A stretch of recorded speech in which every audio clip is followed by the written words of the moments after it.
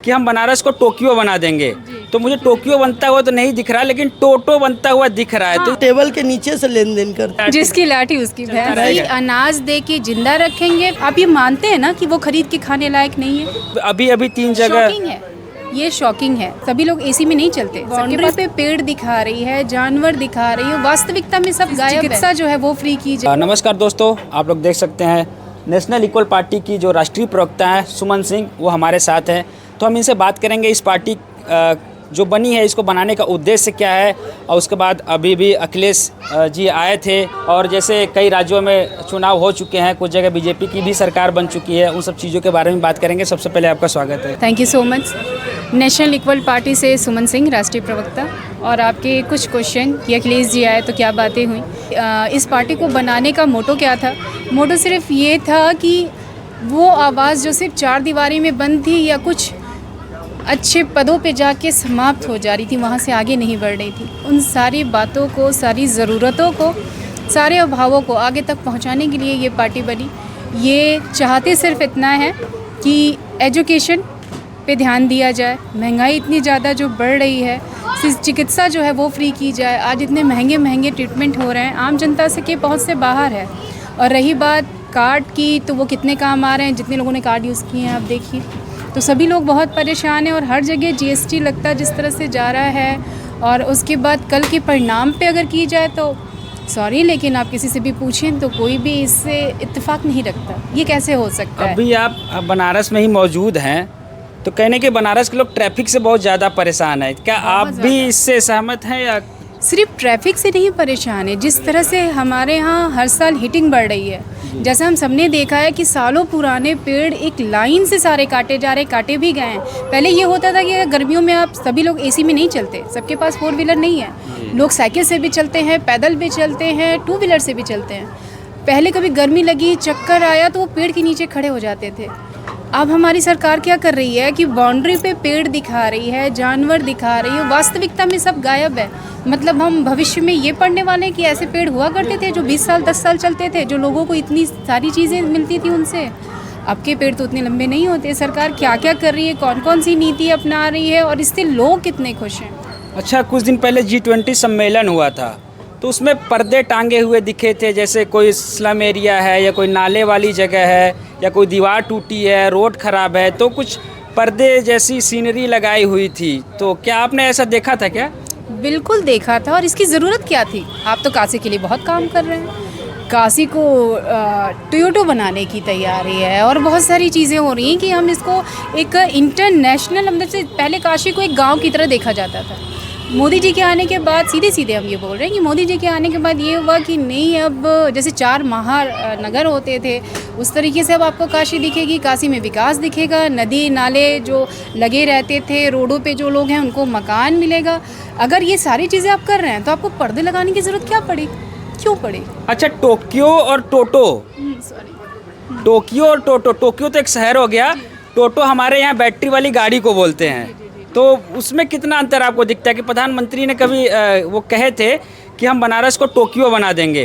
तो मुझे टोक्यो बनता हुआ तो नहीं दिख रहा, लेकिन टोटो बनता हुआ दिख रहा है। तो इस पे क्या कहेंगे आप? बैटरी पे सब चल रहा है, पेट्रोल गायब है। और अगर बैटरी भी तो तब मिलेगी ना जब आप यहाँ की इलेक्ट्रिक जो अपनी सारी सुविधाएं हैं उनको ठीक करेंगे, वहाँ पे काम होगा। और बेसिकली तो ये भी है ना कि फिर से वही बात, आपको नीचे स्तर पे काम करना होगा।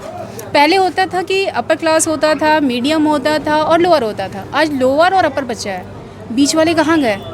और लोअर मतलब अब ख़त्म, सिर्फ अपर क्लास। अमीर बहुत अमीर हो रहा है, गरीब बहुत ज़्यादा गरीब है। और इस कंडीशन में आप देखिए, पहले इतने सुसाइड नहीं होते थे, लोग परिवारों के साथ नहीं मरते थे। आज क्या हो रहा है? आप अनाज दे रहे हैं और उस अनाज की सीमा आपने और बढ़ा दी। क्यों बढ़ाई? आप ये मानते हैं ना कि वो खरीद के खाने लायक नहीं है, उसके पास काम मतलब नहीं क्या है। देश को पंगु बनाने की रणनीति चल रही है? कि आपको आपका ही छीनना है, 100% आपका छीनना है, उसमें से कुछ आपको लौटाना है, ऐसे इसी करके चलता रहेगा। अनाज दे के जिंदा रखेंगे, फिर अनाज बंद करेंगे, तुम खुद ही मर जाओगे। गरीब गया, अमीर है, और हम बाहर भी यही दिखाएंगे हमारा देश बड़ा विकासशील है, सारे अमीर लोग हैं, सब 4 व्हीलर से चलते हैं। आज आप देखो ट्रेन में भी एसी कंपार्टमेंट बढ़ाए जा रहे हैं। क्यों? कितने लोग एसी में सफ़र कर सकते हैं? जबकि ज़्यादातर तो आप धक्के मुक्के लोग खा के जनरल और इसमें मतलब ये कि गांव के लोग अब गांव ही में रह जाएं, शहर के लोगों का हम विकास करेंगे, वो वहीं ख़त्म। वो एसी में नहीं आ सकते, उनको जनरल डिब्बा ही चाहिए या फिर आप स्लीपर दें उसमें जाएगा, वो भी बहुत के लिए मुश्किल है। अब आप एसी कंपार्टमेंट जो बढ़ाते जा रहे हैं, आप जनरल कम कर रहे हैं और लोगों की तो कुछ कहना ही नहीं है। तो आप बताएं कहाँ है समाज, कहाँ जा रहा है और ये क्या दिखा रहे हैं? ये तो बात समझदारी की हो गई, लेकिन फिर भी कैसे उनकी लगातार जीत पे जीत होती जा रही, क्या वजह है? कभी अभी 3 जगह शॉकिंग है, ये शॉकिंग है। शॉकिंग इसलिए है कि अगर आप जहाँ जहाँ चुनाव में जाके वहाँ के लोगों से पूछिए, वो तो कह रहे हैं मैंने वोट नहीं दिया, मैंने वोट नहीं दिया। फिर कैसे जीत हुई? ये बहुत बड़ा सवाल है और इस पे सारी पार्टियों को देखना और सोचना समझना चाहिए कि हो कैसे रहा है। हर बार ये नहीं होता और ये काशी है। अगर ये कहा जाए कि यहाँ के लोग भी इस चीज़ को देख रहे हैं, समझ रहे हैं और लगभग हर जगह देख रहे हैं, यहाँ सब गुरु हैं और सबको पता है कैसे हो रहा है। तो क्या 2024 में यहाँ पे आपकी पार्टी आने वाली है या जो वर्तमान पार्टी है वहीं चलेगी? देखिए, ये तो अब आपको हमारे जो संस्थापक हैं शशि प्रताप भैया और वंदना जी, उनके थ्रू पता चलेगा। हम सब इनके मार्गदर्शन पे चल रहे हैं और कुछ चीज़ें अगर समय के साथ बताई जाए तो ज़्यादा अच्छा होता है। जी, कुछ चीज़ें समय के साथ बताई जाए तो ज़्यादा ही अच्छा है। आने वाला ये चुनाव, मैम आपका क्या नाम है? हमारा नाम रंजू देवी है। पार्टी में क्या आपकी पोजीशन है? हम पार्टी के राष्ट्रीय महासचिव हैं।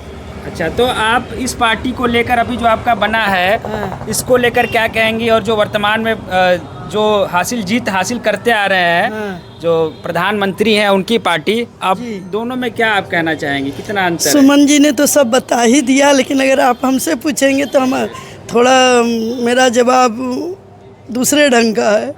अब इसको अब ये बताइए, जहाँ चीटिंग होगी वहाँ तो जीत होगी ही होगी। चीटिंग किस तरह की, कैसे? जैसे कर्नाटका में सरकार तो इनकी नहीं बनी तो वहाँ पे फिर सवाल नहीं खड़ा हुआ। एक आध जगह ऐसा नहीं दिखाएंगे तो फिर इनको भी तो जवाब देना पड़ेगा। अच्छा, एक आध जगह छोड़ देते हैं, फिर बाकी जगह ले लेते हैं। छोड़ेंगे ही छोड़ेंगे, एक आध जगह तो उनको छोड़ना ही पड़ेगा। हम कहते हैं अब क्यों नहीं आप पहले की तरह बैलेट पेपर पे करवा रहे हैं? क्यों ये मशीन कर रहे हैं? इस मशीन के वजह से सारी गड़बड़ हो रही है। क्यों 2 दिन में आप रिजल्ट दे रहे हैं? कितना समय लगता है चुनाव वोट डालने के लिए?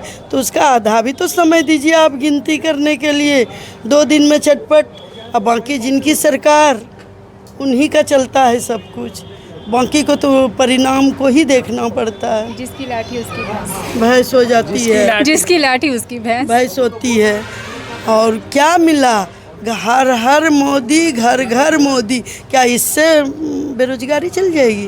तो लोग इतना क्यों दीवाने हैं? मतलब समझ में नहीं आ रहा क्या वजह हो सकती है दीवानगी की? नहीं, देखिए, मोदी जी की स्थान या लोग उनको पर्सनल पसंद करते हैं, पार्टी के वजह से पसंद करते हैं, हमें ऐसा नहीं लगता है। मतलब इनके भी पार्टी में कहीं ना कहीं भ्रष्टाचार लिप्त है। इनकी पार्टी सबसे भ्रष्टाचार है और पार्टियों में अगर लेन देन कोई करता होगा तो हमको तो लगता है सामने ये टेबल के नीचे से लेन देन करते हैं। और लोग लेन देन चौराहे और पान के दुकानों पे करते हैं तो सीधे होटलों में डील करते हैं। ये एकदम सच्चाई है। ये इसको जहां आपको आउट करना है कर दीजिए, यही सच्चाई है। मैम बड़े बड़े आरोप लगा रही हैं। और अखिलेश यादव जी आएंगे 2024 में या नहीं आएंगे? क्या कहें, चले जाएंगे? अगर सच्चाई की जीत होगी तो अखिलेश जी ही आएंगे। सच्चाई क्या? बैलेट पेपर पे चुनाव कराया जाए? बिल्कुल बैलेट पेपर पे चुनाव कराए।